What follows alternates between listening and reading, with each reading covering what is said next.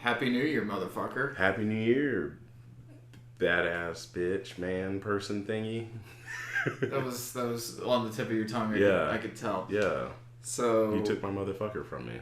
Well, it's okay. beat you to the punch. Neither of us are Samuel Jackson. It's okay. No, yeah, he's the only one who actually has like a trademark on that.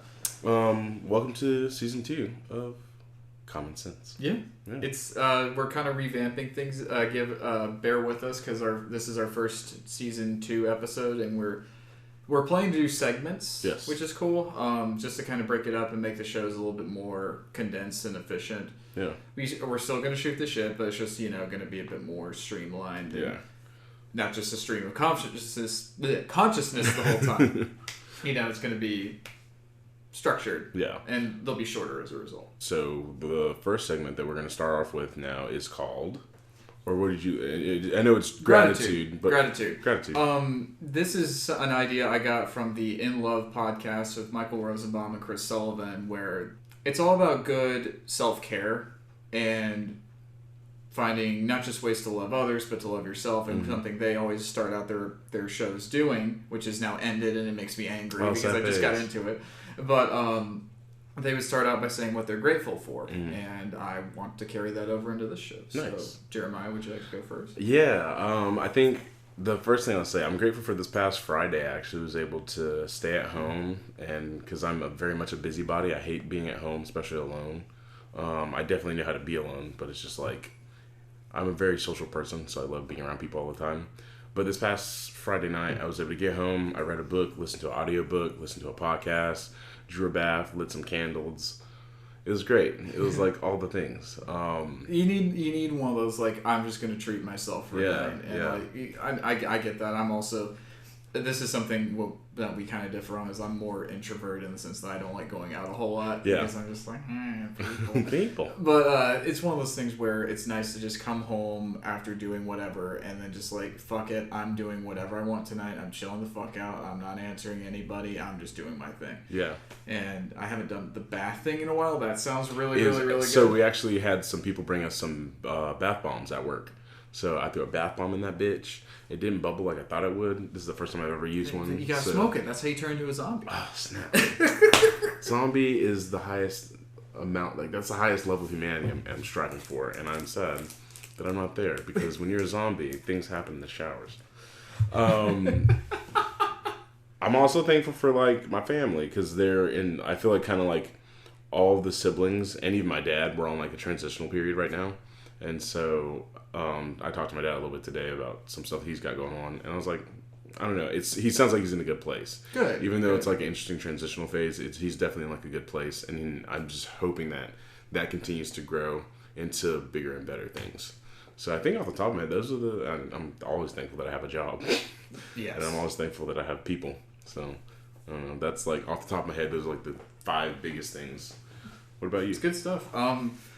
For me, I'm grateful to have, we've talked about this, but I kind of had an epiphany about my lifestyle and just kind of how I was going about things and how I need to course correct a bit. Mm-hmm. And I've taken the steps to start doing that. I started seeing my therapist again. I literally went yesterday. Nice. I went this morning. Nice. Yeah. It was cool because I told her like everything that I was feeling and like how I've kind of not been in the driver's seat in my own life. I felt like, but the cool thing is when I have been in the driver's seat is when I've enjoyed it the most. Yeah. And she said she was very, very glad I had that epiphany now at 26, because she said most of the time people don't have that epiphany until they're in their 40s. Oh, wow. And most of the time it's like, oh, I've been married to the wrong person. Mm-hmm. Or, I have been doing a job that I absolutely hate and it's too late for me to jump ship now. But, that kind of stuff. But it was just nice to hear that. I'm kind of just considering options and, just going with the flow on things. So I'm just grateful for that clarity. And it's not an easy road to go on, but it's definitely one of those where I'm finding it gets easier by day. And then just hearing everybody that I've talked to about it, they've all been like, absolutely, you're doing the right thing. That's given me a lot of reassurance and shows me that I'm taking the right steps to go forward. Yeah, because if you start something, it gradually gets better. Like sometimes things happen overnight, but a lot of things takes like that initial effort, and then things just like build on top of that. Yeah, she said it's a muscle that you have to absolutely exercise. It's not going to be something where you can lift a car overnight, but if you keep going, at some point you can. Yeah, and Superman. Yeah, it's fun. Superman. Yeah. Have you seen The Witcher? I've not seen The Witcher. It's really good. Everyone says it's really good. It's really good, and I'm not trying to. I will go back. I just there's they have one serious issue with like kind of parallel storytelling where it's like they're telling stuff that happens in the past and then stuff in the present and they link together. They did that horribly this season in the sense that you can't tell, and then it's just like.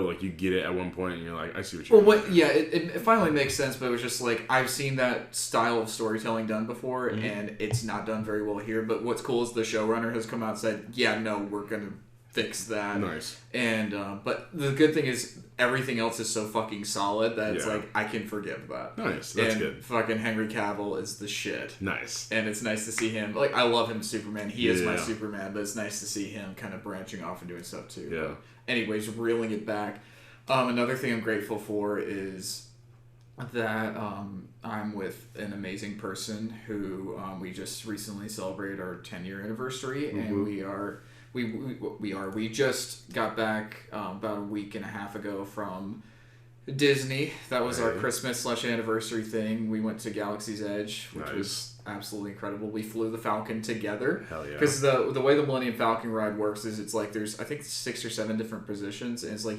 there are 2 pilots, 2 gunners, 2 engineers, and I think there's one other thing, so maybe my math's terrible. But anyway, but... it's completely random, but of course I wore my Force Awakens jacket, and I'm hoping that helped, because they gave me these, like, they give you these little cards when you get in line, and then you can go and you can get pictures at the little holochess board and everything. Walking on it, I didn't cry, but I was just like, I was squealing like a little fangirl, but we got to fly the Falcon. I was in Chewie's seat. She was in Han's seat. The only reason it wasn't flipped is because we were riding with his family, and they said, if he really wants to... Because obviously I'm the bigger Star Wars fan of the two of us. She's like, if he wants to do the cool shit on the Falcon flying it, you need to sit in Chewie's seat. I'm like, I'm cool with that. I got to hit the light speed thing. It's really cool. It's one of the most like immersive things. It made me think of when we did the VR Rogue One X-Wing thing with your PSVR. That was amazing. This is the only thing that you could step up from that. Nice, very cool. Because it's because instead of it being like you have a headset on, you're holding a controller, it's like you're sitting in the fucking cockpit. Yeah. And, the button's actually working, you have to hit everything. It sounds beautiful. It sounds beautiful. And the kind of to tie it up even more, the second day we went to Animal Kingdom, particularly to the Pandora, like, Avatar park. Yeah. Because one of our first dates was seeing Avatar when it came out. And, we had to wait an hour and a half in line for the Flight of the Passage or whatever the fucking big ride is. That was annoying. Yeah. But and Disney really needs to figure something out with the lines. I couldn't tell them what, but they got to do something different. But how long were you on lines? For that one, it was an hour and a half. For the river ride, it was like, I want to say like an hour. Okay. But the Millennium Falcon, that was probably about an hour. But it didn't feel like that much because it's like the line queue goes around the Falcon itself, like because they have a full size one. Nice. So that's where I got this picture right over here that our audiences can't see, but we'll post. And then so it's like you get to look at it, and of course I'm sitting here looking at this thing that I've been seeing in the movie since I was like fucking 4 years old. And it's like, I told Ashley in line, I'm like, I thought by the the 45-minute mark when we're going we're looking through a window at the Falcon, I'd be tired of looking at it, but no. Yeah, this is life. This is amazing, but the Avatar ride was incredible too, because it's like one of those ride simulation things where you're kind of on a thing and it's a giant screen. Mm-hmm. And normally I don't like those that much, but it's like it makes sense with like the Millennium Falcon or something. But then I was really impressed with the Avatar one because it's like you're flying on one of the back of those Dragon Banshee things, and it's really fucking cool. Like you fly down if you're like over some like there's like a bunch of little horse things like stampeding. You smell dirt. If you go by water, it splashes you with water. Nice. So it's really 4D. I think that's what. Yeah, is that 4D? It's nice. 4D, but it's like it's incredibly interactive. Nice. And I was just like, yeah. Nice. But anyway, that I'm tangenting, but yeah, it was just one of those things where it was just nice, and it was the first vacation she and I have been able to kind of take in a while, and. Yeah, it was I kind of wish we had one more day just so we could kind of just like decompress a little bit, but we made the most of those 2 days. Nice. So, That's awesome. And then let me see if I can get him to talk for our audience real quick. One of the other things I did at the park was I built here it is. I built a droid. So this is RD54.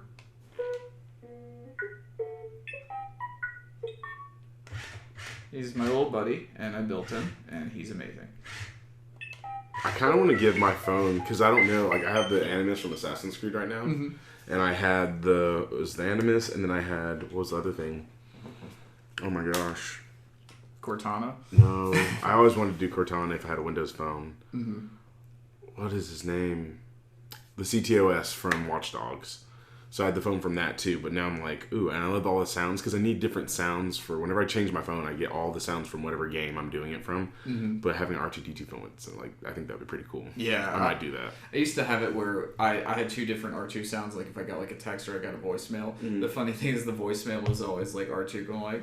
It wasn't him freaking out, but it was him. It's the R2 equivalent of like, shit. Yeah. But I guess to circle it all back around with all my tangents, I'm just really grateful that we got to share that experience and that, I'm starting out the year on kind of my own footing and I'm slowly but surely figuring out where to go and how to do it in a healthy way that's not consuming my life. Absolutely. I think that's the best thing that anybody can do, and I feel like probably one of the better things to learn when you're younger is to like learn how to balance stuff out, because I very much used to be a workaholic when I was in like 2016. I was like working 3 jobs, trying to date, and like all that. I was out of my mind. But learning how to like function between everything and have a balance. I think that's like one of the best things you can do. Yeah, the balancing act is the thing I'm kind of paying the price for not learning. Yeah. It's just something where, I'll figure it out. Yeah. So we got the gratitude stuff going. Again, we're kind of just puttering around with all this because we've been spitballing for a little while, but this is the first time we've sat down to attempt. Yeah. So, so you just saw a movie. I did. Tell me about it. I saw 2. I've seen 3 movies since I've last talked to you. Shit. Quickly, I'll talk about The Gentleman first. Yes. Because I don't want to say much about that because it just came out. I thoroughly enjoyed it. I cannot wait to see it again with you and with Blue and Luke, because Luke wants to see it too. It's as refreshing as Kingsman when it first came out. But it's not a Kingsman. It is not a King. Oh God, no! It's nowhere near Kingsman. I saw one trailer and it kind of gave me vibes. Well, that's like the whole style of it is very Kingsman, but I will go so far as to say, I think it is that last piece of. This may sound weird. I feel like it's that last piece of current day film where it's like it's okay to be a man and like it's okay to be a gentleman. Like it's like it's like I'm a gentleman, but I can fucking wreck you if I need to. And like it glorifies it in a great way. Albeit they are its own lead, but like it's still pretty fucking cool. And like I really appreciated that. Like there's even a scene where a character is saving like another character, like it's just cool. It's so cool. So everyone should definitely go see that. I watched. Let me see if I get it right. Polly. It's with Mads Mikkelsen. Mm-hmm. It's his Netflix action movie. Matt knows that I've been on this recent kick of watching action movies on Netflix. The first one before this being Six Underground with Michael Fassbender. No, not Michael Fassbender. Wow, I should not. That's a disgrace to Michael Fassbender. Michael Bay and Michael Bay, Ryan Reynolds, Dave Franco's in it. Girl from Inglourious Basterds. Yeah, I forgot. I love her. She's great. Mm-hmm. And several other people, and that was an interesting film. So the movie with Mads Mikkelsen it's a very weird watch because all of his scenes, it's about this assassin that's retiring and like the people he used to work for need to kill him so they can make money off of him and all this stuff. But it's weird because they have this group of like 6 assassins going to kill him. All of their scenes are very like, I think Lucky Number 6, is that the movie where they're like assassins or...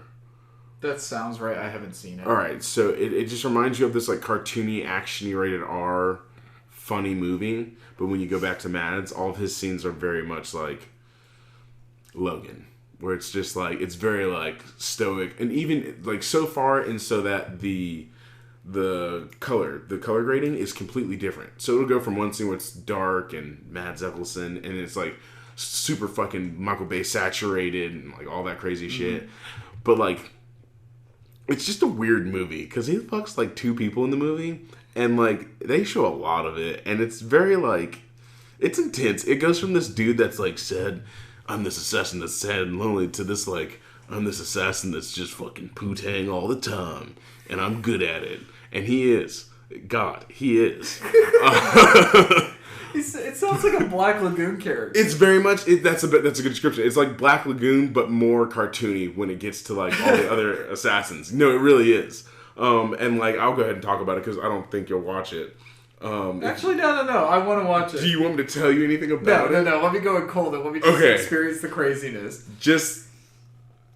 You can preface stuff. I'm trying to preface like one thing. The second sex scene with Mads Mikkelsen is like, it's a lot and it's intense, and then the way it ends for the movie to keep going is just like, oh shit damn. Like, that is literally, oh shit damn. The last movie that I watched this past week was Jay and Silent Bob Reboot. Yay! Woo! I can chime in on this one. Yeah, so Yay. I love Kevin Smith so much, and I've been following his work for a long time. Clerks and Mallrats is my probably number 1 movie. I'm a Dogma guy. I love Dogma, but for me, I think for me it's I almost said Roots. Wow, it is Black History Month. Mallrats, Dogma, Jay and Silent Bob Strike Back. Chasing Amy is pretty good though. I hate the music. The music is terrible. And then what's the other one? He did one more. Clerks 2. Clerks and Clerks 2. I love Clerks and Clerks 2. Did you see Red State? I did see Red State. I thought it was really cool. It is very good. I totally forgot about Red State. Yeah. That was actually pretty crazy. I need to watch that. Was intense. You saw Tusk, right? I've seen everything. Yeah. Literally everything except... No, I've seen everything. I love Tusk. I forgot about Tusk. Yeah. Okay, I can't rate his movies. I saw Tusk when it came out. It was we saw because I listened to the podcast, like the Morris and the Carpenter, and then he made the fucking movie. No, me and Nick, we used to go and like watch Tusk like every couple months. Really? Me, Nick, and Ben, yeah, we love Tusk. And then whenever we used to go to the movie theaters in Brunswick, because we used to go all the time, when there was nobody in the theater, we'd get down in front, get on all fours, go, and like we run into each other. It was the most horrifyingly hilarious, like, prosthetic suit thing I've ever fucking seen. Yeah, it was, dude, that was wild. That's a really good movie. I need to watch that again. I don't know. I did enjoy Jay and Silent Bob Reboot. I didn't enjoy it as much as I wish I could have. I really like it, but I also get that. I guess I didn't like how much emphasis was on Jay growing. It's definitely needed as a character arc, but I felt like some of the funny stuff was withdrawn because they wanted to go heartfelt with it. And I really appreciate that because it is the growth of the character, and it's definitely needed, but I was kind of wanting some more of that Jay and Silent Bob, Harold and Kumar, Cheech and Chong type stuff. I gotcha. But I definitely appreciate it for what it was. Which was them rebooting the movie, and like I love having his daughter and everything. That's amazing. Her friend who's on AP Bio, she's also a great actress, and they're really good friends in real life, or at least on Instagram it looked like that while they were filming. Yeah. So, but no, I did enjoy it. I don't know if I can definitely watch it again for different parts, but I do love whenever Ben Affleck and Jay and Silent Bob are talking. He stole the movie. Yeah, I was gonna say like that's kind of like the only thing I really remember now is like that scene. Because the way it was so good. It was so good. Because he's talking about like being a dad, and then Jay's actual daughter is the daughter right there, and like that was just, I don't know, that was so good. What I think I liked is of course I can't remember verbatim, but I liked how because it's Holden from Chasing Amy, and he says how kids are kind of like our reboots, and that we get to kind of have a second go with things, but we get to learn so much more from them in the process. It was very, very heartfelt, and that's what I really liked about it. And I liked that it was kind of a mini sequel to Chasing Amy, which is what he said it was going to be. But what got me is I actually got choked up in that scene just because of like there's a lot of stuff, and what I like about this movie is it's mushy, but it's Kevin's post heart attack movie. Yes, but but knowing that with it, I think just makes it better because it's so much more heartfelt with that. Yes, and I really like the whole. I liked how Jay, like when he figures out that he has a daughter and everything. He doesn't run in terror. He's just like, well, my dad was never there, therefore a piece of shit, and I don't want to be a piece of shit dad like him. And he's trying to respect a boo boo kitty fucks. Yeah, fucking like wishes with like not saying it, but he just he wants it so bad. I always connect with like dad stories too, but it's just like I really like how, particularly spoilers. I really, really like the very end, how they're both in front of or all three of them are in front of the quick stop, and Harley is an amazing actress. Oh yeah, too. I'm excited to see her do more stuff. And I loved it when she just kind of looks at him with this just reverence and this warmth, and just like, this is my dad. Yeah. And it was a very, very warm movie, and I'm glad to see that he, coming back to the View Askew stuff, he's very much like doing something warm. He's doing Clerks 3 now. Yes. And are they shooting that yet? I don't know about yet, but I know it's happening because they finally got the guy who played Randall to finally agree to do it. Nice. But what I liked is it was a lot of tip of the hats. It's a lot of fan service, but I don't care. It's the same. It's a lot of the same things I felt with like Rise of Skywalker, which I want us to talk about. It's like it's fan service, and if you're not there for that, the movie was not made for you. You don't get to be shitty about it. Yeah, I will say I don't know how else you could have done the movie. So as much as I'm like, I would like to have seen them do more like stupid shit. Yeah, I think it's a very well made natural progression for those characters. There's a lot of heart in it, and that's what I really liked. And also just.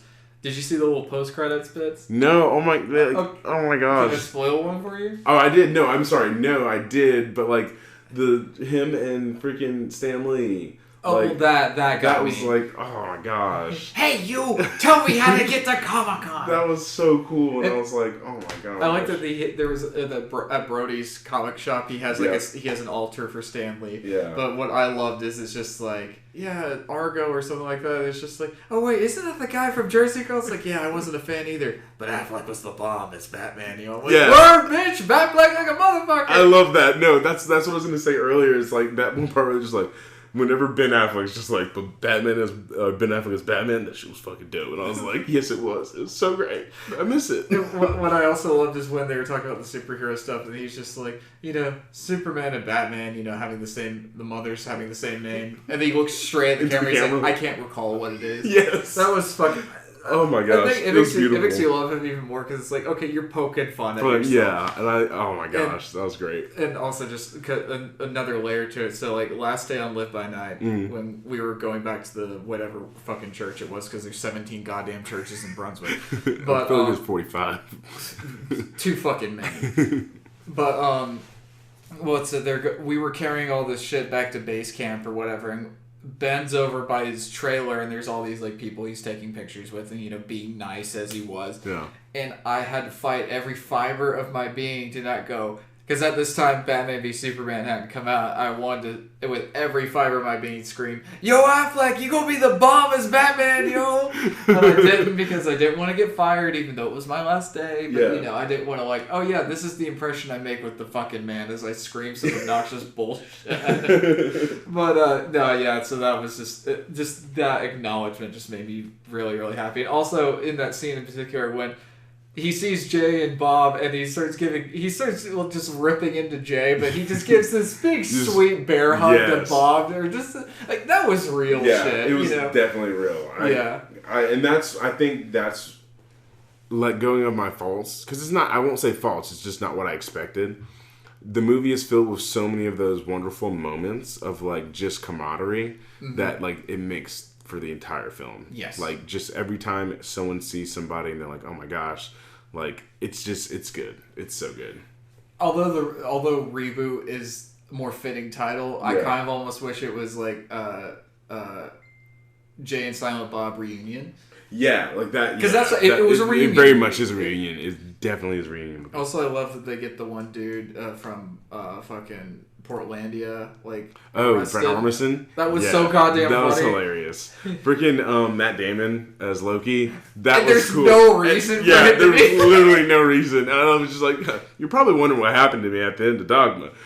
Like, yeah, it was great. It was great. It was just, and I love that. It was just like, and like Kevin even said this. He's like, this is when I got to call everybody and make, I had a heart attack being in my movie. And the thing is, it's like, they would have showed up regardless, but it was just funny because it's like, gosh. And I love that Kevin is an actual character in the movie. That was hilarious. That was great. And Val Kilmer was Bluntman. Yeah, that was hilarious. And he never said a thing. He was just like, he doesn't have to. He was just. The faces he made were amazing, and then having Supergirl there was cool. Cheech, that was cool too. I was just like, oh my gosh, like it was fun. It was so fun. And as soon as I saw Cheech, I was hoping he would bring Harold and Kumar in, just for no reason other than I don't know. I feel like it's a weed movie. You know what I mean? Like it's definitely a weed movie. But it's a weed movie made by people who are heartfelt. Yes, and I will say, whenever I watched The Gentleman, I literally had like a few posts before I got to the theater, and then as he was doing, like, I had my pen with me, and he was like, Matthew McConaughey was like doing one of his things he was talking about. He was like, the reason why we use all this is so things great, and I was just like, hell yeah, brother! It was so great, and I'm so glad I did hit my pen when I did, because then the rest of the movie was just like, it's good, it's so good. It's fun. Oh my god. I'm looking forward to it. It's funny because like I've been weary about watching movies that I want to see like in any sort of way like inebriated, because I saw Lawless when I was in college, like fucking blazed. Yeah. I don't remember anything except like little figments of the movie. I remember Gary Oldman showed up once every couple of minutes. I remember watching the movie, but I don't remember anything. I remember Tom Hardy talking like this. I just remember Tom Hardy was mad at Shia LaBeouf because they were brothers, and Shia was being a bitch for some reason. He was being a bitch. And then I remember more about it, but I can't think of it. Like it's like I have to talk about it. Yeah, there's a third brother that didn't. He just fucked off. And then the kid that played in Looper, he was Joseph Gordon-Levitt's friend. Yeah, he's in all of Rian Johnson's movies. Okay, I love him. He's great. And he was there for some reason, and he got cut up and shit too, right? He got killed. I need to rewatch it. I bought the Blu-ray so I could rewatch it. You just haven't watched it yet? Which I guess... So, that being said, this is a good time to segue to one of our new developing segments. Yes. And I don't have a name for it, really, that I like. I have, like, Throwback Video Store. But, you know, that's okay. But basically what I want to do is, like, we share either a movie we really like with each other, or something new comes out, or, you know, what have you, and we talk about it. And one thing I want to do, and we don't necessarily have to do it for next episode, but we have to definitely do it by the third one. Okay. Is we have to sit down and watch Aliens. Yes. Because I know you said, I don't have any classics I want to see. Yeah. I'm like, fuck you, we're watching Aliens. I will definitely watch Aliens. I'm excited. It's an action movie. You'll love it. I would love it. I cannot wait to watch more of that series, because the first one is just so well made. I'm really glad you like it. So well made. And you actually got me the 40-year anniversary Blu-ray last year. Last month. The last year, month. See you next year. Oh, it's 2020 now. 2020, everything's clear. Is it? No. It's not. It's not. It's bullshit. Fucking lies. But no, I know another movie you've been wanting me to watch for a while is Sorry to Bother You. I think that'd be a great one to do. You know, we just basically just have this like little video store segment where we just talk about shit. I mean, I'm basically thinking like in Clerks, where Randall and Dante are just talking about fucking shit. And that's kind of something I want to do. But nice.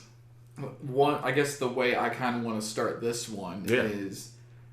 Well, there's one big movie that came out in the past couple of months that we didn't get to cover on our last episode, which was The Rise of Skywalker. The Rise of... Nope, can't whistle that. The Rise of Skywalker, y'all. I loved it. I know it's not a perfect movie, but the amount of emotions and warmth and happiness that movie filled me with surpasses any nitpicks I have with it. Nice. So... I love the action movie. Aside from that, I think it's a piece of shit. Really? I don't think it's good. I absolutely love Kylo Ren and, for those who haven't seen, another character, their interaction. That's like... Spoilers, fuck it. The movie's been out for nearly 2 months. Yeah, 2 months. Kylo and Han. That is That's the best scene in the movie. Yeah, that is like my favorite thing in the entire movie. Me too. I feel like I was watching a shitty video game and I wasn't getting to play it. Like, yeah. I mean, I enjoy the things that happened in it. I think it's just it's not the best Star Wars movie. It's probably the worst. I will not the worst. I will say I like the prequel movies. I'm one of the people that like the prequel movies. That's one thing that all the people who rip into the sequels that bothers me about, and I love the prequels too. But I'm just like, objectively, these new ones are just better made. Listen to me. They're better shot. They're better acted. Oh yeah. The effects are astronomically better. But you're gonna the dialogue's better. It's gonna it has to happen like that because it's time. Like, I mean, we're gonna have with the effects, for sure. With the effects, yes. Acting, fuck you, no. Okay. With writing, fuck you, no. Okay, but some people are awkward and weird, so like you can't say like Hayden Christensen's like acting was terrible. Hayden Christensen did do a goddamn thing wrong. He just wasn't directed very well. True. And my point is, it's like it felt like with those, and I love those movies, I really do. But it's just like objectively, I just think the sequel trilogy's much better made. My roommate, they're better made. They're not better quality. I wouldn't say they're better quality. For some elements of it, like Luke, I was talking to him, and he was like, "I think I actually prefer The Last Skywalker over The Rise of Skywalker." The Last Jedi. The Last Jedi. He's like, I actually prefer the last. I don't know what he's talking about. I just. Here's my thing with I think I was one of the people that liked The Last Jedi, but I actually did. I watched it right before I went I went and saw Rise of Skywalker opening night, and my biggest problems with that movie, I think what they did with Luke is fine and it makes sense. I like that Rey basically fails, and I love what they do with Kylo Ren. All that shit with Finn and Rose can fuck off. Yeah. That's just filler, and I didn't like that. I understand it's all feeding into the failure thing, but it's like I didn't like that. It just felt pointless, and it's just like that movie did not need to be 2.5 hours. That's true. And the pacing, it just threw out the pacing entirely. And I also think the thing with Poe learning about leadership could have been done a bit better. It could have been done in a trillion different ways. It could have, and it just felt really weird. Because even in the first movie, he didn't seem like he was not incapable of being a leader. Yeah, I feel like the Last Jedi just reworked characters. Like, they kind of degraded them a little bit and then tried to build them up in a different way. I agree. I agree with that, except for Rey and Kylo, because I thought that kind of kept the momentum with them kept going. Mm-hmm. But like, I felt like with Poe, Rian Johnson didn't quite know what he wanted to do with them, and with like Finn and Rose, he's just like, fuck, I need to write in a subplot. Yeah. And but overall, like, I really, really do enjoy a lot of that movie. My biggest issue with the entire thing is the fucking pacing is horrible in that movie. Well, how did you like the pacing in The Last Jedi? I thought, or the Rise of Skywalker. It was night and day better. It was so much better. It was a little too fast. Better, but it was way too fast. It was a little too fast at times. But I also heard the original cut was 3 hours. I would have watched a 3-hour. Anybody Star Wars movie. Would have watched a 3-hour Star Wars movie. But I guess I'm more forgiving if something's fast than if something's slow. Because if it's fast, it's like, okay, it's over, and I wish it was going on more. Yeah. Where if it's slow, I'm just like, oh my god, when's this gonna fucking end? Yeah, and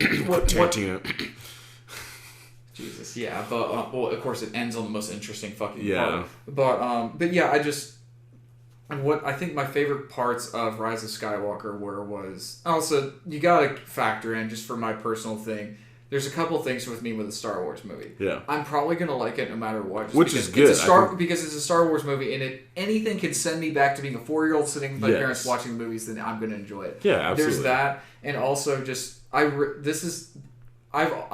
liked Rey with the previous 2 movies, but this movie made me love her because it was like, I really connected with her a lot more than the previous movies, mainly because I've been going through some shit, for the past couple of months, and to see the final Skywalker movie about, being true to who you are, being proud of who you are, and finding your inner strength meant the fucking world to me. Yeah. And particularly, so my favorite scenes in the movie, the Han Solo Kylo scene was A+.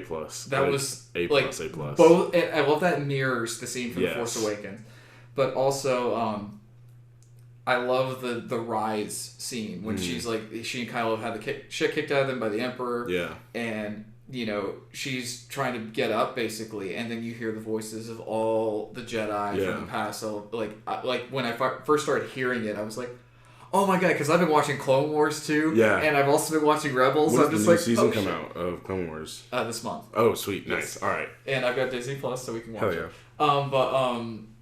It's so you hear like all these familiar people, and just like the whole thing is, I did a drawing about this. It was like they're all telling her to like find your inner strength, like it's like in your heart. I mean, it's cheesy as fuck, but Star Wars has always been cheesy. Yeah, that's. But it was just the sincerity with it, and just like hearing all these people. It's actually Ewan McGregor. It's actually fucking Samuel L. Jackson, Frank Oz, Liam Neeson, all that, and Ahsoka, fucking Kaden, all these fucking people from everywhere, Luminara. It's like it's so much of a payoff to me, and just finally for her to pick herself up, and that's what she uses to help her defeat the Emperor is amazing to me. Like, honestly, like, and another thing, just, I don't know if I'll include this, maybe I will, but I actually downloaded an audio clip because somebody, filmed it. Oh, sweet. I downloaded an Nice. audio clip of that scene, and every time, like, I'm feeling down and feeling like I'm, like, in absolute shit, Hell yeah. I play that and I start tearing up and I feel better. Hell yeah. And so it's just like, okay, again, I don't care about nitpicks because that shit did something I needed. No, that's good. And also just, I love what they did with Leia. I thought that it was very respectful. I was amazed the mileage they got out of that footage. Yeah, I was going to say, I feel like that was all footage for the second movie that they just ended up just reworking so they could do the third movie, which makes me a little upset because I feel like that second movie could have been better if you had all this footage. So that is also my problem with this movie, is that you've been using so much stuff from previous footage. The last movie shouldn't have been shit, and this movie shouldn't have been shit. I'm not saying it's entirely shit. No, I get but it. You know what I'm saying? Like, I feel like here's the biggest problem. Here's the biggest problem with all of these is I feel like the first one's the only one that's exempt from this in the sense that they didn't have an overall game plan that they stuck to. I think they did, because from what I understand, J.J. Abrams was planning to bring the Emperor back. He was planning to do all this stuff, and he had outlined the second movie. And Rian Johnson just threw that out. And on one hand, I'm like, yeah, rebel filmmaker, I like that. But at the same time, I'm like, we've learned from Marvel, and Marvel has had this issue, but they've course corrected majorly. And they figured it out, is you have to have a big overarching idea for everything or it's all going to crumble. And it's just one of those things where, I mean, I'm still happy with it, but it's one of those things where objectively I can look at it and be like, yeah, if they had one idea that they had stuck to for the through line of the entire thing, it would have been so much better. That being said, though, the fact that Leia had a lightsaber makes me so fucking happy. And I know everybody's like, oh, fuck that Mary Poppins shit, Last Jedi. I'm like, fuck you. It's my favorite character. I knew she was fucking Force sensitive. Everybody's been talking about her being fucking Force sensitive for decades. And I don't care if it's just a little floaty through the fucking space shit. It was cool and it made me cry. And then seeing in this movie how she was the one that was able to reach out to Ben and get him to stop being a punk bitch. And then I love the whole... I don't know if you noticed that training scene. That was Carrie's daughter as Leia. I saw you post about that. That today. made me That's so fucking really happy great. because that was another moment. That's one of my favorite things. I also liked when Luke showed up. He's just like, "What the fuck are you doing?" There was that. I like that she was flying his X-wing, and also the music in this movie is the best of the new trilogy. I need to go back and listen to it. I didn't pay too much attention to it this time. They have the callbacks all in the right places, but there's still room for originality and new stuff. John Williams got nominated for an Oscar. Did he really? Yes, and I love that so much. Hell yeah! But my other favorite moment is at the very end of the movie when she goes back to Luke's home on Tatooine. She's exploring everything. It's cool because kind of getting to inhabit. It's like, oh, we get to see all this too.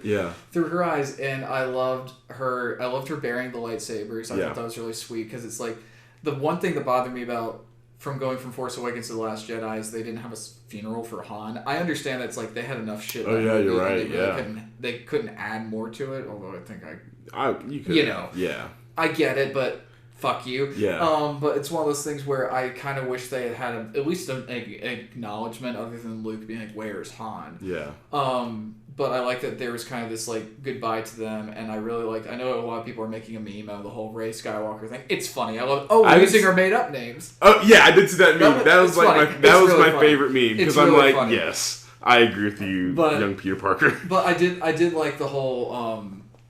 Because we talked about this after we'd seen it. Yes, we did. You said you wish she kind of redefined the Palpatine thing. Yeah. And I like the fact that she wasn't, unlike Kylo, where he felt so tied to his past and having to live up to this thing. She's choosing her own path, and I really appreciate that. But what I also, and this is the part that made me and my mom cry the fucking most, was when she looks to the horizon and you see the Force Ghosts of Luke and Leia, and they both just have this look of pride like, you did it. Yeah. And then it ends with that beautiful shot of her and BB-8 looking at the twin suns setting. Like, J.J. Abrams stepped up his fucking visual game so much in this movie. I don't recall any lens flares this time. Well, if they were there, they were practical. I'm just saying, like, in terms of, like, how it's shot, like, he really just, like... I thought The Force Awakens was very well shot, but it's just, like... It's like he and Dan Mendel, the DP, just basically threw off the gloves. And they're like, "We're just gonna do this." Nice. And like that Zack Snyder shit where she flips over Kylo's fighter. Yeah. And like, it's so dynamic. In my next Star Wars movie, I need some more of that shit. Like, give me some. I literally just want a Force Unleashed Star Wars movie. Like, I don't need that movie, like that story to be told, but I need a fucking Jedi that does Force Unleashed shit. Because that to me is like the peak. Like, it builds on top of the prequel trilogy and the sword fighting, but also uses the Force in such a way that's so badass. Have you started playing the Fallen Order? Fallen Order yet? Nice, because I keep telling you to download. I yellow lightsaber. Nice, or an orange lightsaber. Excuse me. Nice. I love that fucking Rey has a yellow lightsaber because for some weird reason when I was a kid, and it was when. I think it was when Attack of the Clones came out. For some reason, I thought between Attack of the Clones and Revenge of the Sith, or even before Attack of the Clones, I wanted like Anakin's Padawan saber to be yellow for some reason. Gotcha. I don't know, because it was a color that they hadn't done before. Sam Jackson had the purple. And that's cool as fuck. But it's just like I want to see myself in that battle. Yeah. But I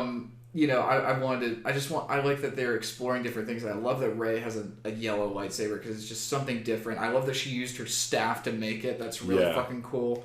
Like I said, it's just. A lot of it's just me. It scratched the exact itch, exactly how I wanted it to, and some. And it's just one of those things where, like, every time I saw it, it got better. Nice. And it's just one of those things where, okay, is it objectively the best Star Wars movie? Yeah. No, but this is something I posted on Facebook like last month. It's like, okay, are they as good as the original trilogy? No. Have any of the Star Wars movies since the original trilogy been as good as the original trilogy? No. Then stop being a punk bitch and let me enjoy this shit. You know, and if you don't like it, that's totally fine. I have no problem with that. It's just like, that's fine. That's just, it's different. But just don't be a dick about it. This is why I enjoy it, yeah. I feel like you can be not a dick about it. Because I've encountered some people I've seen people that have been like complete cunts. It's just like, guys, calm down. It's Star Wars. Yeah. It's a movie. It's fiction. Why is it so important to you to be such an asshole to people? I will say, I watched like an hour video of an editor, like a professional editor, who like went through like the Rise of Skywalker and like pinpointed like writing wise why things wouldn't work out and within the entire trilogy, and I was like, oh, it's actually really, really informative and kind of correct. So I was like, damn, but I guarantee if you did that same thing with the original trilogy, you're gonna find shit left and right. Yeah, it's just one of those. But I won't say that. God no, I won't say that. Well, no, I'm gonna say that because here's my thing: is it's like I feel like you're either on board for the writing, and you just go with it, and you just accept the absurdity of all the stupid shit. But the absurdity, the extent of absurdity that we got with the Rise of Skywalker is my problem. Like, I guess the prequels kind of broke that mold for me. I don't care. I guess. I can see that. There's so much absurd shit in the prequels. And I love them. There's a fucking battle droid in Jango Fett and Grievous in my fucking case over there. But I love that shit. But I feel like with the absurdity... She died because she didn't want to live anymore. Fuck that bullshit. Wait, what part was that from? Dude, Revenge of the Sith, Padme, she's slipping away because she's just lost the will. Honestly, I will tell you, I really only remember 1 and 2. I've only seen Revenge of the Sith like once. That's the best one. Really? People hate 2 that much? No, here's for me personally, I think 3 is the best because pacing-wise, the story-wise, the most cool shit happens in 3. That is, I will say. 2, I love the last 45 minutes of it, but then all the cringy romance stuff is just... See, I totally forgot about all the romance stuff. I didn't mind it as a kid, but then rewatching him like, oh my god, he's creepy. See, I just think of all the like action sequences because that's just where my mind goes to, and like the whole battle on Geonosis. That's part of the movie, and that's the arena fight. Best part of the movie. Amazing. And then freaking Dooku, best part of the fucking movie. Where does Obi-Wan go? Kamino. Dude, I fucking love Kamino. Like, Kamino is literally one of my favorite planets. When he fights Jango Fett? Yes. Yeah. Like, yes. Oh my gosh. So I think of just all those things. I don't think of the entire... Well then let's go to Revenge. Okay, and real quick, we'll just quickly go to episode 1. Okay. The best part of that movie is Darth Maul finding Obi-Wan and Qui-Gon. Yes, absolutely. Hands down. Fuck the pod race. I don't care. I don't care about the pod race. I don't think it's that People cool. love it, and I'm like, it's stupid. I also don't find races to be very interesting. Like, it's whatever. It's just like, cool, you're going around a loop. There's a Jeff Dunham joke where it's just like, he's making fun of NASCAR. He's like, they're making another left turn. Oh, they're making another left turn. I wonder what they're going to do next. Making another left turn. Pretty much. And it's just like, I don't care. And it's just like, I mean, it was cool. Like, the spectacle of it's cool. Yeah. It's just like, I don't care. But, okay, let's go. Jumping to Revenge of the Sith. Yes. The opening space battle. The best fucking opening cool. of any Star Wars movie. Also, it's pretty great in the Lego game, like that first level. Did you play the original? Like I've played all of them. The movie game. I played where you could dismember fucking clones. You can't do that. Yeah. Wait, are you talking about the Lego games, or like the movie? No. Game? Revenge of the Sith, the game. No, so I didn't play. I was wanting to, but I never played that one. It's back when LucasArts was still doing shit, and it was just like, well, it's a lightsaber. It's gonna cut a motherfucker's arm off. Let's make it cut a motherfucker's arm off. It was edgy as fuck. But there's that. So then. There's the stuff on Utapau with Obi-Wan fighting Grievous. Yes. There's the stuff with, you gotta remember, I'm recalling this after seeing this movie once, recently, like a year and a half ago. Anakin's doing... I love all the shit with Anakin and Palpatine. That's fucking awesome. Yeah, that stuff is cool. There's Order 66, which after you watch Clone Wars is fucking heartbreaking. Yeah, I really need to watch Clone Wars just so I can watch that within its context. It's so fucked up, dude. Yeah. Like, because in the movie, like, when you see it just as the movie, it's like, oh, that's sad because all the Jedi are dying, but it's like, you know who these fuckers are, and then it's just like you've bonded with them, you spent all this time with them, and they're just getting, like, Plo Koon, the one with, he's like the one. Yeah, I know Plo Koon, like, he's an ace pilot, and he's taken out by his fucking own guys. That ripped me to shreds. Jeez. Like, I actually teared up watching it, because I'm like, I know who these people are now. Yeah. But Obi-Wan, so Obi-Wan fighting Grievous, they go back to the Jedi archives to put in the fucking message. I thought that was cool, because, like, the pacing was great. Shit got fucking real in that movie quickly. Yeah. Anakin and Obi-Wan's fight was epic as fuck. Beautiful. I've been listening to that theme, like, so it's so beautiful. I'll send you Rise of Skywalker, the soundtrack. Yeah. But and then there's the fight with Yoda and Palpatine, which I never in a million years thought we would see, and I was just I love Lil Yoda, like a little hoppity Yoda. That's what I call him, hoppity Yoda. He's just like bouncing around like a little bouncy ball. Yeah. He's just a little crazy bitch. And then I got Baby Yoda. I was gonna say, I love your Mandalorian shirt. I need to watch Mandalorian. I've not watched Mandalorian yet. Luke's like, when are you gonna watch it? I hate that you have to fucking leave at 9 because we totally watch an episode. Yeah. But the action's the best in the third and Revenge of the Sith. The fucking pacing's the best. The music's amazing. The acting is the best out of all of them. I think of the prequels. And when I knock the acting, I'm not knocking Ewan McGregor. He's amazing. Oh yeah, he's great. I'm not holding it against Natalie Portman or Hayden Christensen. I just don't think they were given much direction. It's just like when you gotta think that was the first time like a lot of movies were made where it was like you're mostly in a green screen. You're having to react to stuff. People are used to it now. They train for it now. Yeah. But I don't know. But my point is, it's just like I think in a lot of ways. The new trilogy was made better than the previous ones. Maybe, like I said, if they had like a brain trust overarching thing, it would have been much better. Honestly, I think that is kind of like the one thing that would have helped it. I saw Kathleen Kennedy said some shit about Indiana Jones today, and I was just like, bitch. No, they're doing another one. I'm fine with Harrison Ford, and I know everybody's like, he's too old. It's like, if Harrison wants to do one more, fucking if he wants to do it, like, that's fine. But like, I don't know. I'm kind of tired of Kathleen Kennedy. I'm not, because I think this is my biggest problem. And JJ, like I like JJ as a director, but I'm kind of sick of both of them. Like, I'm just kind of like.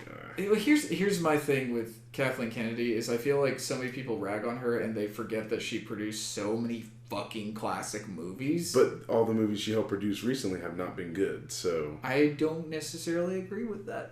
I mean, you cannot agree with that. Like, that's... Like, okay... Within Star Wars, because I don't know what else has she done. What were her original credits? I'm just going off the top of my head. Yeah, it's like the entire Back to the Future trilogy. What? I didn't know that. Yeah. Indiana Jones. I didn't know that either. I can't remember exactly the role on Indiana Jones, but I know she was involved in all four in some capacity. Sweet. Jurassic Park. All three of the original Jurassic Park movies. Fuck me then. E.T. Basically, Spielberg's golden era, she had some sort of hand in most of them. Okay, gotcha. And so my thing is, okay, you just got basically named as, like, not CEO, but you just basically got to be the person put in charge. That's why Lucas put her in charge, is because it's like, well, you're with me and Steven with fucking everything. Yeah. I thought that was the best thing that they could have done. But, you know, agree or disagree with the choices, I think people... It's the same fucking shit that was going on when Lucas made the prequels. Because fanboys, and I'm about to call out some motherfuckers, and I don't care. You don't have to listen to this podcast anymore, because fuck you, I'm not making it for your bitch asses. So, here's my problem with fanboy culture, particularly with Star Wars. They have to always have some sort of supreme evil fucker. They have to have a villain for everything. Yeah. Because after the original three, it was George Lucas. Everything he did with the prequels was a fucking abortion abomination. Yeah. And it's just like, George Lucas shouldn't have fucking Star Wars anymore. You know, they said they... I even feel like that was really harsh. It was fucked up! Like, you don't have to agree with the choices, but don't crucify the man. Yeah. And so, this is what happens. And he's even quoted saying this. That he sold the shit to Disney because he's like, you can only basically get called a piece of shit for so long before you just can't take it anymore. That wasn't exactly what he said, but he's just like, people keep telling me I'm a terrible person, so I'm just going to give this to somebody else. Yeah. And he gave it to somebody who I think was incredibly trustworthy. Okay, maybe some of the decisions here and there are not the most great decisions, but it's just like, here's what I think is, it's the brain trust thing, but also I think that people like a lot of the fanboys, they just want to pinpoint all these decisions to be one person. And I don't think it's not. When I say that, I'm not saying it's her, but like after her like helping produce these three movies, and then to hear her talk about Indiana Jones, I feel like I don't see that being good, and not in any way. I don't see it being quality. Is what I'm fine with it because she was involved with the original four. But she was involved with all these other movies, and like. But Rogue One was awesome. I don't like Rogue One. Okay, I think it's awesome. one. I think it's a fun. I think it's one. It's a fun and great movie. I would have never. I think it's a. I would have never made that movie. Nobody would have, but that's what I think was so cool. And I hate that the whole what I like is here's the course correction thing going on. So Rogue One came out. It was a huge hit. Yeah. Critically and financially. Solo came out, it was kind of mixed with the critics, and it did okay financially. Mainly, it did well financially, they just spent like double the movie's budget essentially reshooting it. Yeah. And what I've noticed is instead of them doing the standalone Star Wars movies, they're not necessarily going to do those anymore, but what they're doing is they're switching gears to the TV. Which I think is smart. Which I promise you, and she produced this. Yeah. After you see Mandalorian. Now, what I want them to do is I want Kathleen Kennedy to basically be the one getting all the Avengers together in terms of like all the production people. But what they need is I know Lucasfilm has a brain trust. They need to stick to that brain trust with Dave Filoni and Jon Favreau. Yeah. And I've heard that they're courting Jon Favreau to oversee, and then Taika Waititi from Thor Ragnarok and Jojo Rabbit to direct. And Taika directed the season finale of Mandalorian, which is amazing. Nice. And they're courting them to basically kind of take the reins. And this is what I see the sequel trilogy as, is it's like, we're going to do this. We need to get people... The taste of the prequels out of people's mouths. But I feel like you made a bad taste. But hear me out. That was also during the transitionary period when Disney bought Lucasfilm when the first Avengers came out. Yeah. And that was right around the time, but that was before, that was like right when it started, when basically the company started listening more to the fans. And I think it was just one of those things where it's just like, hear me out. I will. Because look at all the Marvel stuff. Yeah. For the most part. Yeah. Wow. But it's one of those things where that started to be more of an included gauging thing in there, and I feel like with this it's just like, let's just make them like the old school things. Let's just stick to that formula and try it. And I think it worked. A lot of people don't think it worked, and I think they're very, very aware of that. I think that's why Mandalorian's been so successful. Is because they just said, do your thing. Yeah. And it's so good because it's so different, and I think this is the thing that they have said is that they're not doing any more with the Skywalker characters, with the original characters. I think that's the best thing that they could do. I think it's the only thing you can do at this point. I think it's the best thing because it's just like, you can't do any more with it. I don't want you to force any more out of it. I don't want do something else. What I want them to do though is stay within the eras that they've established, like the Resistance era, the original trilogy. I don't necessarily want to go into the future. I think that's like, that's unnecessary. This is the future. They did the future. Yeah. I don't need that anymore.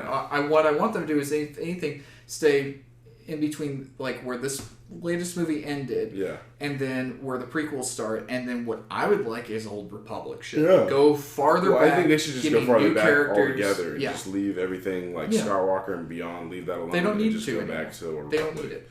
Like, because given it being Old Republic, you can definitely get some like Force Unleashed type Jedis. Like, that's all I want. That's all I want. I'm here for the lightsabers and dismemberment.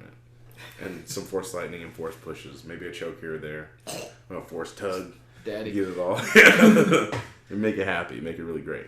Well, that's what I want in Star Wars. That's literally all I want in my Star Wars. Yeah, it's not the lightsaber shit, but you're gonna like Mandalorian. I definitely will. I know. I just need to start it. I definitely need to watch it. I just have not started it yet. Let me show you. I did a little customization with my figure. Ooh. I gave him a cloth cape. Nice. I made.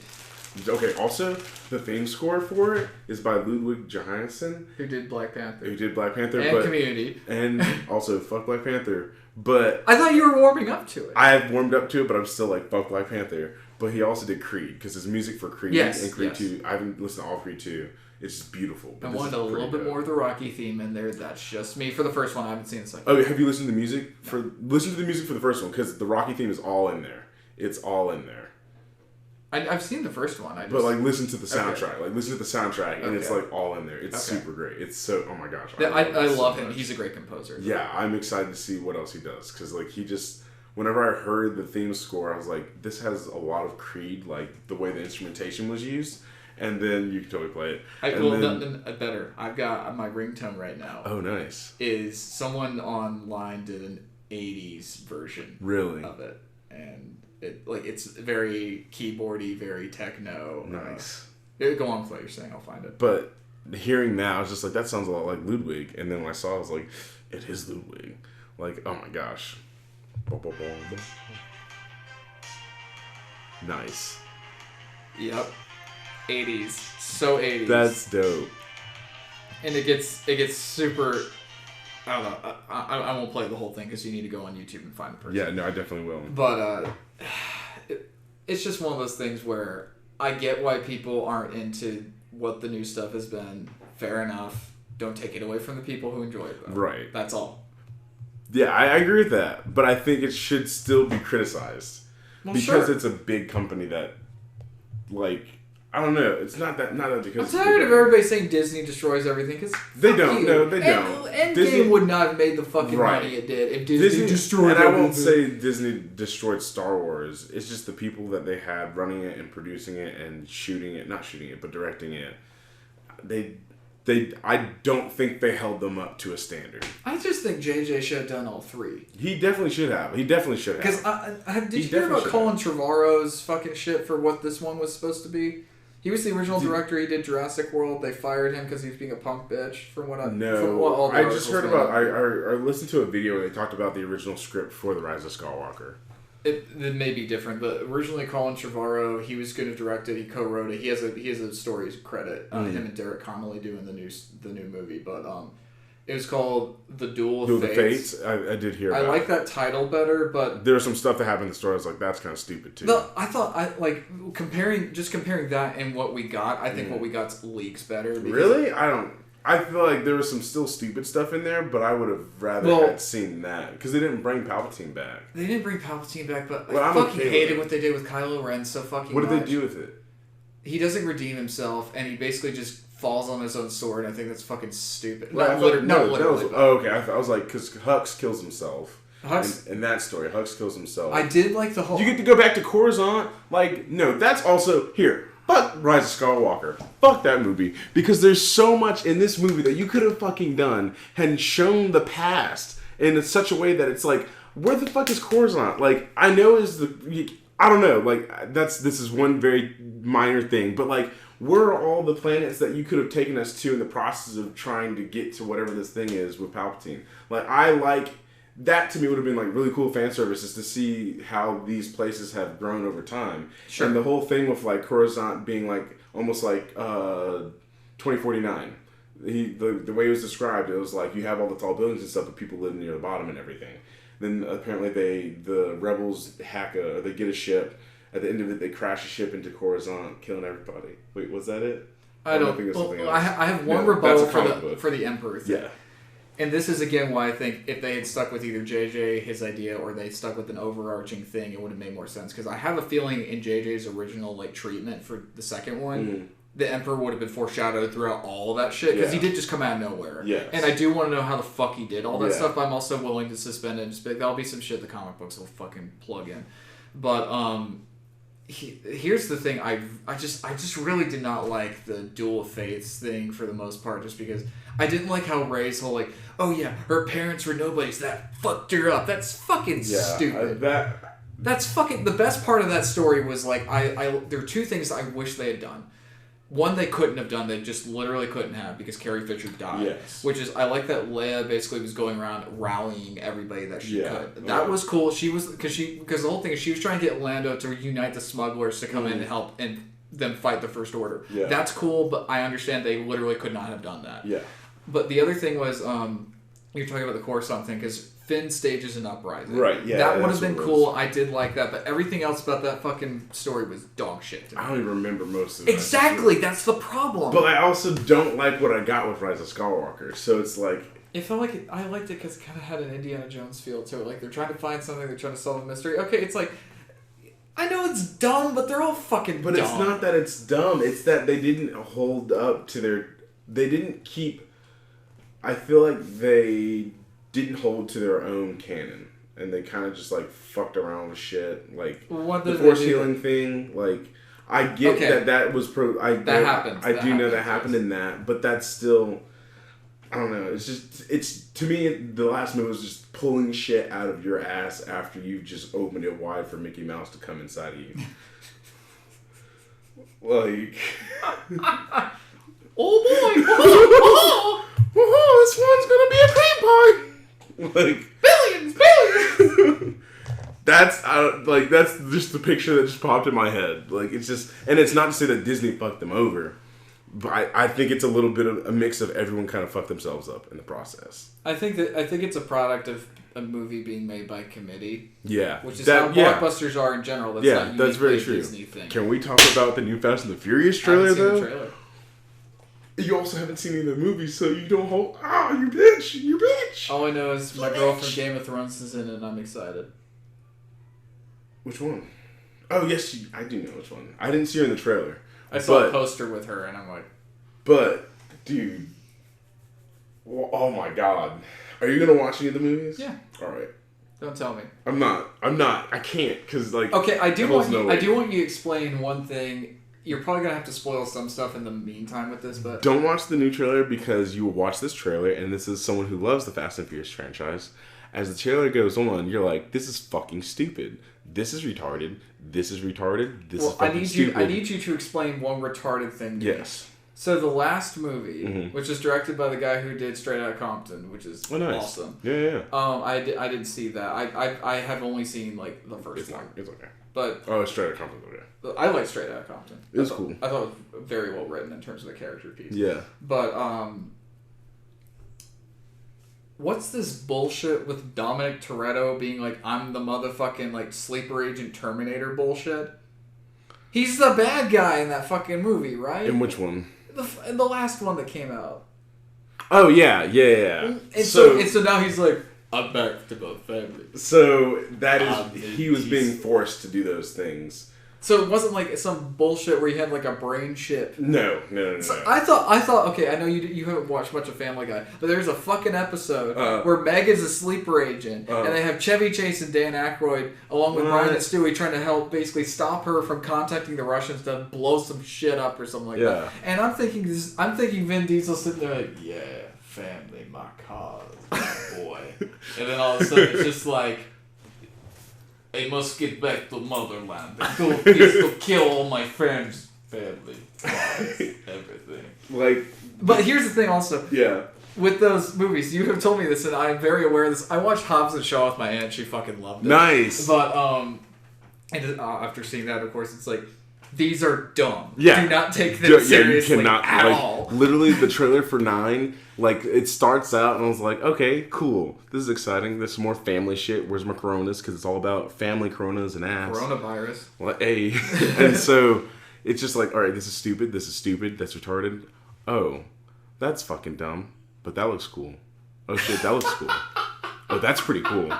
Oh, this stunt, that's fucking stupid. Oh my god! Fuck yeah, you got my fucking money. It's just like, it's so retarded that it's awesome. And it's just like, they know it too. It's like, they're just like, and you're like, yeah, that's not great. But then they pull out like a Mac 11 and they're like, and you're like, they went full retard. They went full retard. And it works. Have you listened to the Joe Rogan podcast? I have. It was great.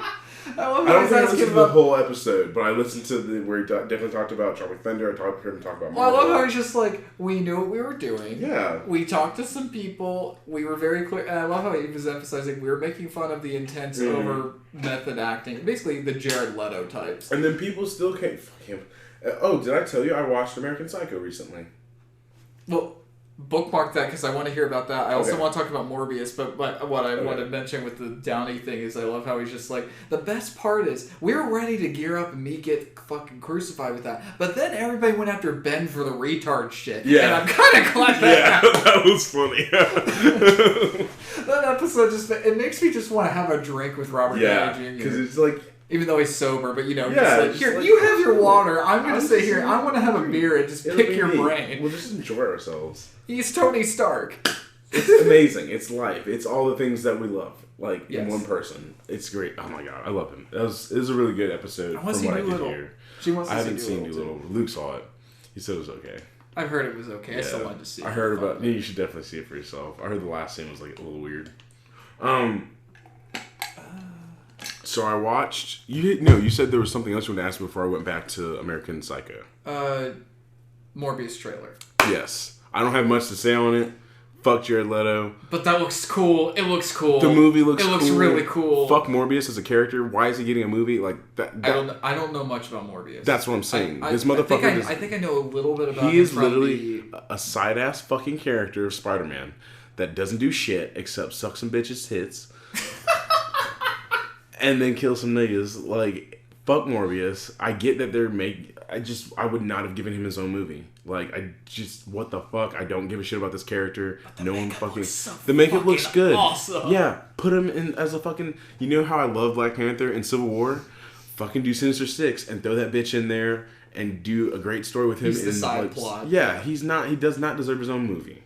I'll watch it. Because I'm going to watch it. My thing going into that trailer was it's like, fuck this, because I still haven't seen Venom, but I've heard it's not good. You should. It's not. It's a '90s movie. It's definitely. Yeah, I'd say early 2000s. Yeah, it's early 2000s movie. It's not bad. It's fun. I want to see it for that one scene. Yes, you should. But I was just kind of like, because I'm kind of over Spider-Man right now, but I'm also kind of like, dude, what the fuck is Sony doing? And then I watched the trailer. I'm like, I actually want to see this now. What the fuck is this? For me, it's very much. It's a step above Venom, but not. It's a step better, but it's still shitty. Yeah. I get that. Whenever you see freaking... here's the thing. I think Jared Leto looks more like a Morbius. Oh, yeah. No, I think they casted him perfectly. Yeah. Yeah, they casted him perfectly. I think he's going to do now great. I want to know if he did some intense method acting. Sucking some cow's blood.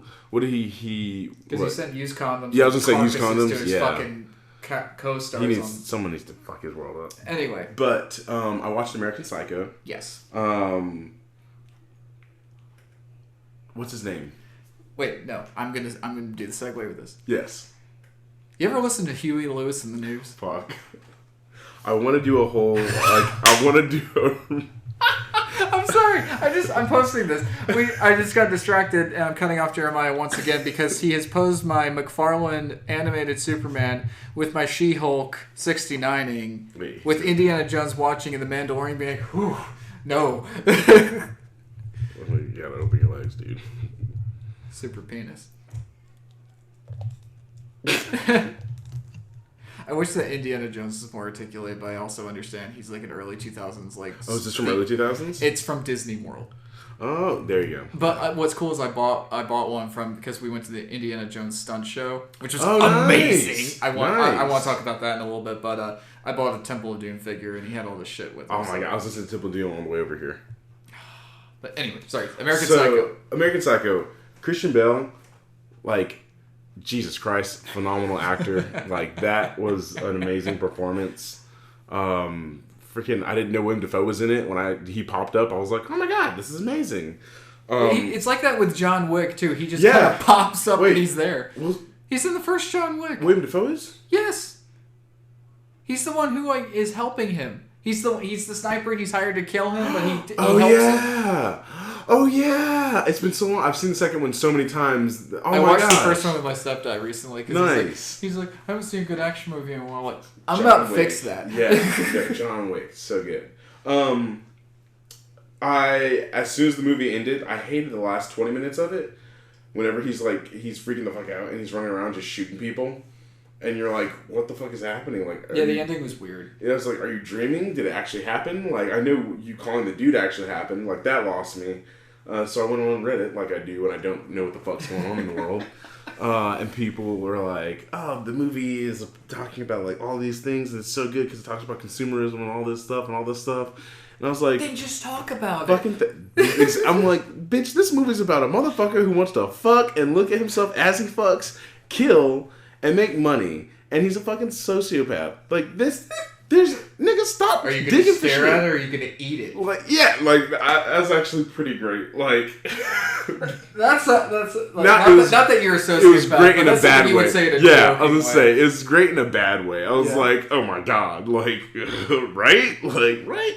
But no, it's just like, I don't know. I think it's a very. I just love this whole thing he does. Dude, yeah, I've been watching that one scene over and over again, and what I want to do is I want to rewrite that entire little monologue to about Kanye West, and then post, Can I please shoot this? Dude, can I please film this? I'm just gonna take the what's it called? If you want to help me edit, just I thought you wanted to shoot. We should shoot just a recreation of it, but dude, it's I'd have to memorize. Get someone else to memorize it, but I'd love to write that whole thing, and then because I was just gonna audio dub it. I was gonna dub with audio, and then whenever actually he holds that'd up, be funnier. Yeah, that'd be funnier. Like when he holds up, dub. Yeah, and when he holds up the CD, just overlay the CD case of My Beautiful Dark Twisted Fantasy.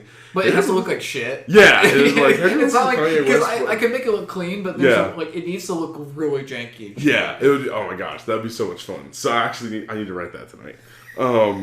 But I don't know. It was good.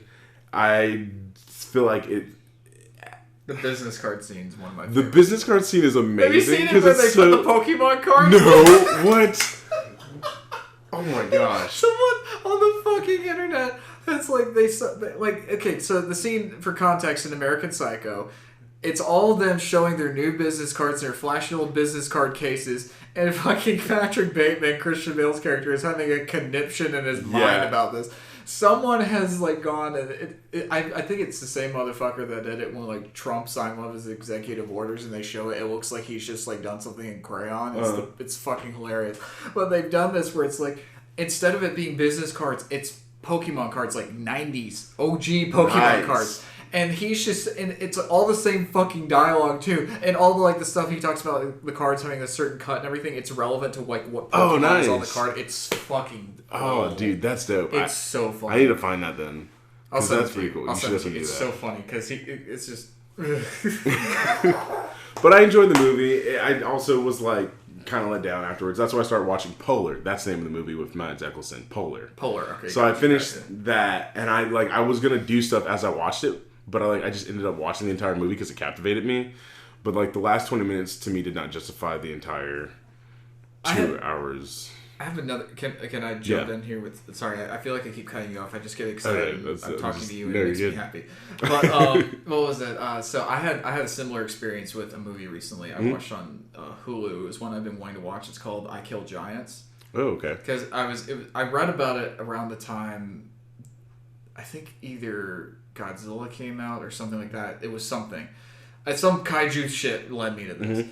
And it's like, the poster looks amazing. It says, from the producers of Harry Potter. It's this little girl with fucking, like, Louise Belcher fucking bunny ears with this giant, like, it looks like some, like, fucking Fortnite meets Thor bullshit hammer. Okay. It's glowing. And there's this giant, like, silhouette of a monster, and she's facing it down. It looks amazing. Nice. And I was just like, okay, I'm all for tiny little Louise Belcher killing motherfucking giants. Yeah. That sounds amazing.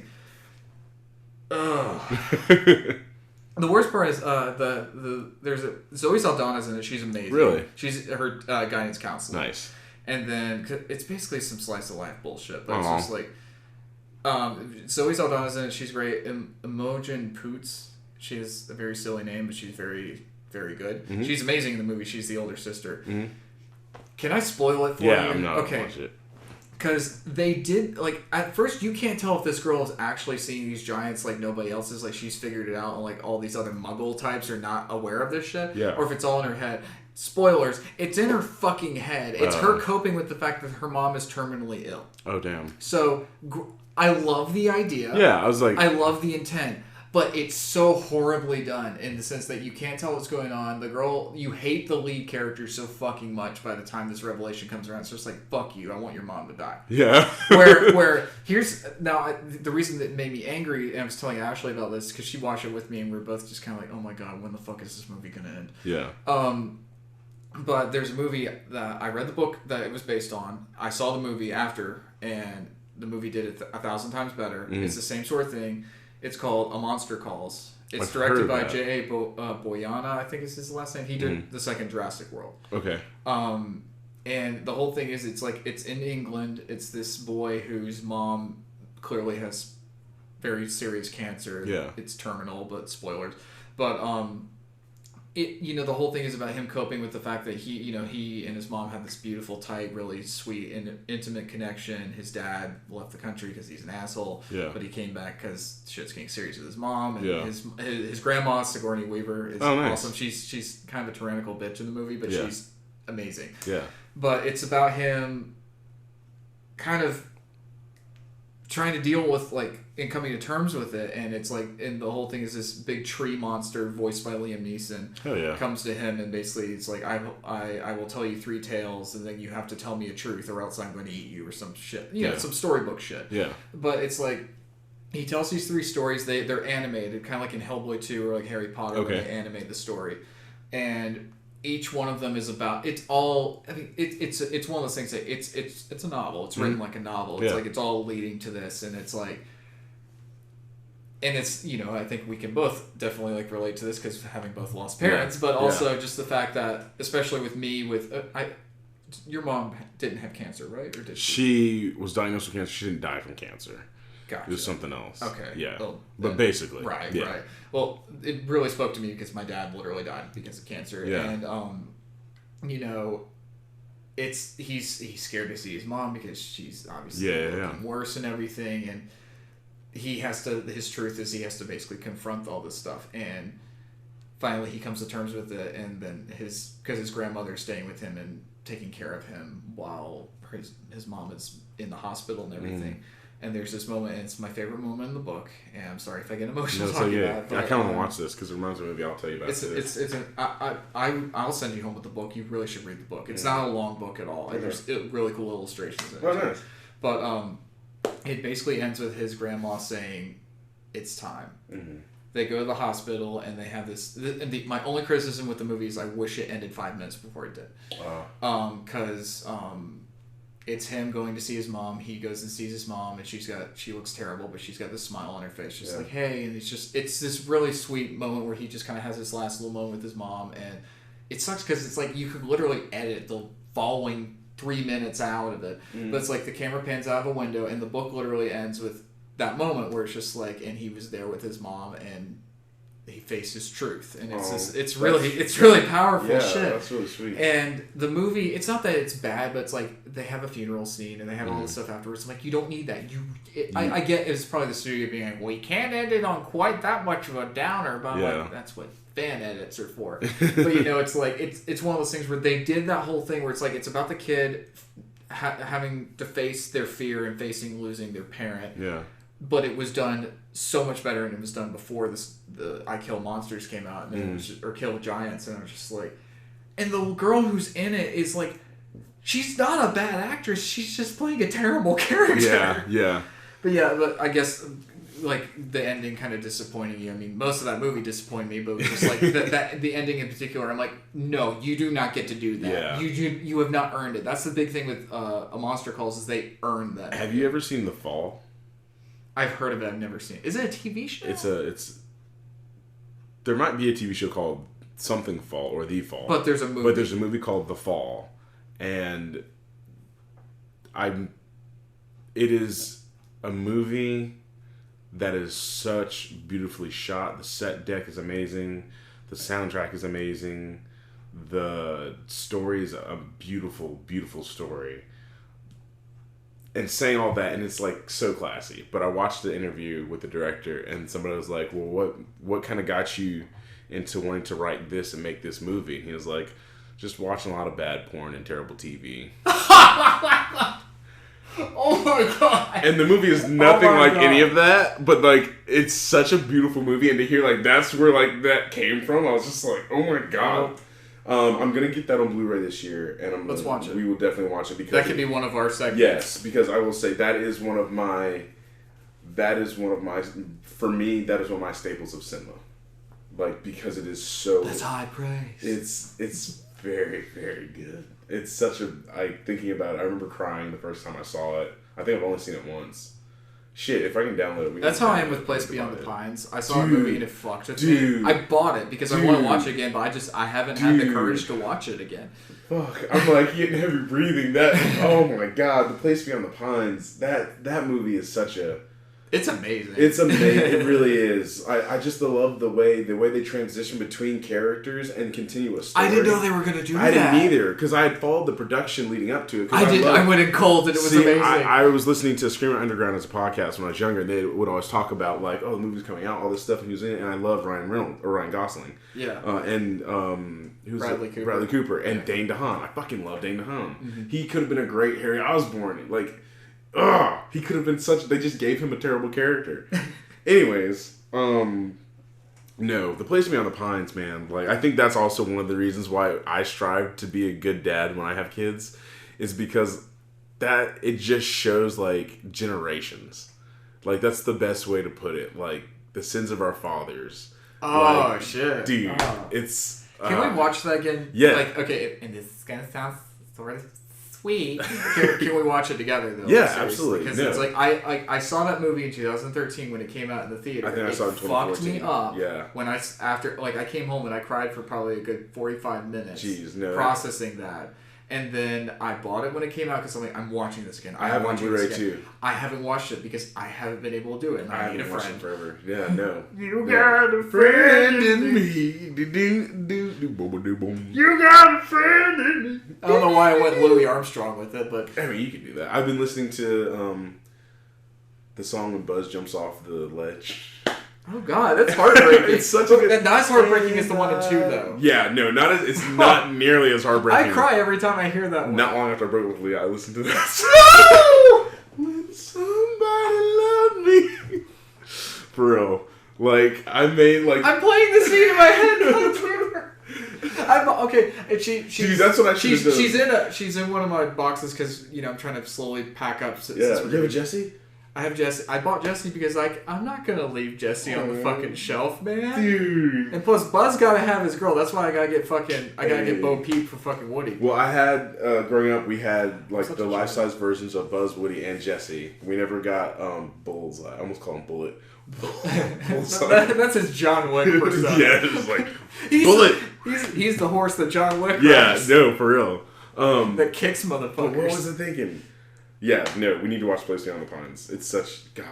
that it's such a fucking, and then like just, the other thing is I remember how that movie made me feel. I don't remember the details except for one very big one that happens in the first 30 minutes that I did not know was going to fucking happen. Was that when the first Spoilers? transition? Yes. Transition? Yeah, I didn't know that was going to happen. But, like, I love how they did that. The way that it was like, because it made sense. It made sense. And I love it's just like, you're like, main character. That instance happens, and then the way it switches to the next. It's like Psycho. It's Have you seamless. seen Psycho? I've not seen Psycho. Do you know anything about Psycho? Christopher Nolan didn't direct it, did he? No. This is like Hitchcock from like the 60s. Oh no, that's the one where like they're on the. Yes. No, I'm not. Okay. Okay, I'm not gonna say anything else. I guess I kind of already ruined it, but it's like there's a shift in the first 45 minutes. Okay. Like that. See, and it's like. That was at a time where it's just like, you're going to do what? Yeah. And he's just like, I will do what I do to make my pictures. See, and that's why I want a little bit more of that in some more films. Like, I feel like we kind of got that with 1917 a little bit. What? Wait! I know it's 9 o'clock, but we need to talk about that movie. What time is it? It's 9:04. We can talk about it. Let me leave here in... Do you have 6 minutes to talk about it? Or let's do a whole segment on it. We'll do a segment next episode. Next episode, because a whole segment. We need to check the timing, because if we could get that episode before the Oscars, that'd be amazing. Because I want that shit to win Best Picture so fucking badly. Do you want to do it before the Oscars or no? When are the Oscars? I have no idea. I think they're soon. We'll figure it out. Did you watch Ricky Gervais at the Golden Globes? Nobody gives a fuck about your political opinions. Dude, I love that shit. I lean to the left, and I love that shit. I love that shit. You know, if ISIS started a TV network, everybody would run into it. It was like, bet your ass. Well, what was it? I just briefly want to mention two things. One is a segment I think we should definitely hold off until next time, which is ignorance. Yeah, for sure. You had a better name. Ignorant. Yeah. Where we basically I just thought of that as like we could let's just literally pick some shit and then like be stupid about it. Yeah, it's fun. I like that. And I'm so down. I will pick the stupidest shit too. You pick it like because. And tell me if this is weird. I thought of it initially. I got the idea from it is because my friend Vic, he posted a thing saying he's black, and he's just like, okay, let's all learn some shit. Yeah. All my white friends, ask a question you've always been too scared to ask. We're teaching each other here. Yeah. I want to do something, maybe not necessarily just that. Yeah, but I want to do but stuff that's like that. That's cool. Like you ask me shit, I ask you shit, and then we just talk about stupid shit. Yeah, and if I run past like a news article, like, did you know there's a fucking place in Virginia, a county that they don't want to have solar panels because they're afraid that they're gonna take all the power from the sun. This isn't Starkiller Base. That's a real it's a real thing. They're not gonna, like, they voted in, like, their city committee to not have solar panels because they're afraid they're gonna take all the power from the sun.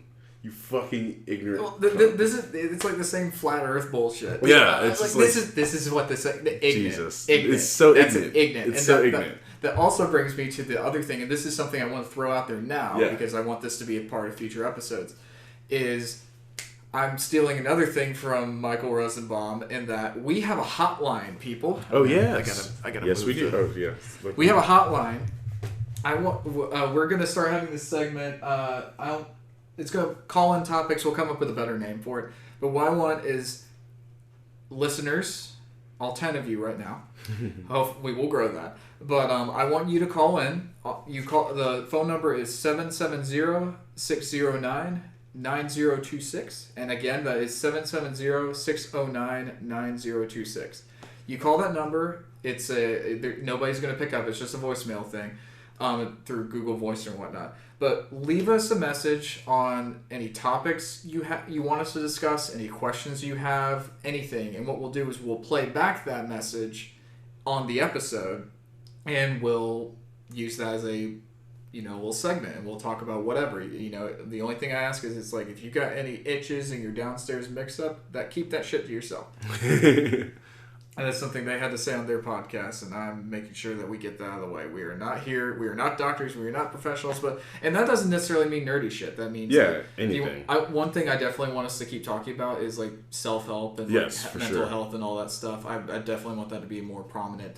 I definitely think that is something that in any aspect that we do, I think that's something we should definitely focus on. Yeah, for sure. So, and also, if for some reason you're in crisis, call a crisis line. Yes. I don't have a phone number handy right now, this is the fun part. Go get resolved. Go get your help. Yeah, get your help. Get good, and then call us, and we'll have fun. Yeah, it'll be great. Use us as a release. We are the release. We are the release. We are the release from the collective. We will let all the things that pain you go. It will be so beautiful, so lovely, flowery even. Nature calls with its voice, asking you to dial 770-609-9026 to ask Matt and Jeremiah of common sense questions that will fulfill your life. And with that, welcome to season 2, everybody. Woo woo, motherfucker.